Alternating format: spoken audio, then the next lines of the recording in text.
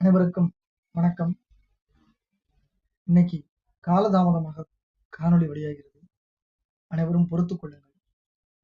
Nobel பரிசு பெற்ற இந்திய விஞ்ஞானி ஹர் கோபிந்த் குரானா, மருத்துவத்துக்கான நோபல் பரிசு பெற்ற இந்திய அமெரிக்க மூலக்கூறு உயிரியல் விஞ்ஞானி ஹர் கோபிந்த் குரானா 9/1/1922 பிறந்தவர். பஞ்சாப், பாகிஸ்தான்ல உள்ள பஞ்சாப்ல 1922 பிறந்தவர். பஞ்சாப் மாநிலத்துல, பாகிஸ்தான்ல உள்ள பஞ்சாப் மாநிலத்துல ராய்ப்பூர் கிராமத்துல பிறந்தவர். தந்தை கிராம வரி வசூலிப்பவராக பணியாற்றுகிறார். ஏழ்மை நிலையிலும் பிள்ளைகளை படிக்க வைத்தார் அப்பா. இளம் வயது முதலே கல்வியில் சிறந்து விளங்கினார். லாகூர்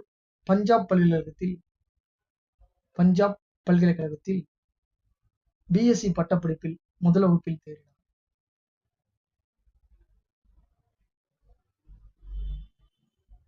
அடுத்து வேதியியலில் முதுகலை பட்டம் பெற்றிருக்கிறார். அரசு உதவித்தொகை பெற்று இங்கிலாந்து லிவர்பூல் பல்கலைக்கழகத்தில் ஆய்வு மேற்கொண்டு டாக்டர் பட்டம் பெற்றார். சுவிட்சர்லாந்து பெடரல் தொழில்நுட்ப நிறுவனத்தில் சேர்ந்து ஆய்வு மேற்கொண்டார். பிறகு இந்தியா திரும்புகிறார். இங்கு சரியான வேலை கிடைக்காமல் மீண்டும் இங்கிலாந்து சென்றார். காமன்வெல்த் ஆய்வுக் கழகத்தில் கரிம வேதியியல் துறையின் தலைவராக நியமிக்கப்பட்டார். பிரிட்டிஷ் கொலம்பியா ஆய்வகத்தில் ஆய்வாளராக பணியாற்றினார். விஸ்கான்சின் பல்கலைக்கழகத்தில் அமைந்துள்ள நொதிகள் பற்றிய என்சைம்ஸ் பற்றிய ஆய்வு நிறுவனத்தில் இணைந்து ஆய்வு மேற்கொள்கிறார். 4 ஆண்டுகள் உயிரி வேதியியல் பேராசிரியராகவும் பிறகு அந்த நிறுவனத்தின் துணை இயக்குநராகவும் பணியாற்றினார். 1950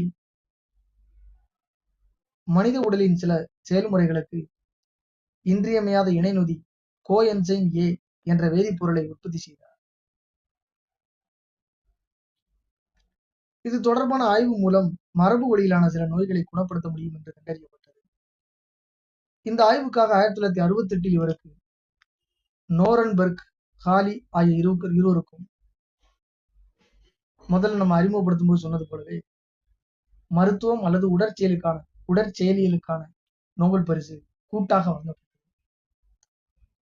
மாசாசூசெட்ஸ் தொழில்நுட்ப கழகத்தில் இவர் மேற்கொண்ட மரபு குறியீடு ஜெனடிக் கோடு பற்றிய ஆய்வு பெரும் வரவேற்பு பெற்றது. உயிரினங்களின் குடற்பகுதியில் இருக்கும் எஸ்கிரிசியா கோலி என்னும் நுண்ணுயிரிகளின் மரபணு உருவாக்கத்தில்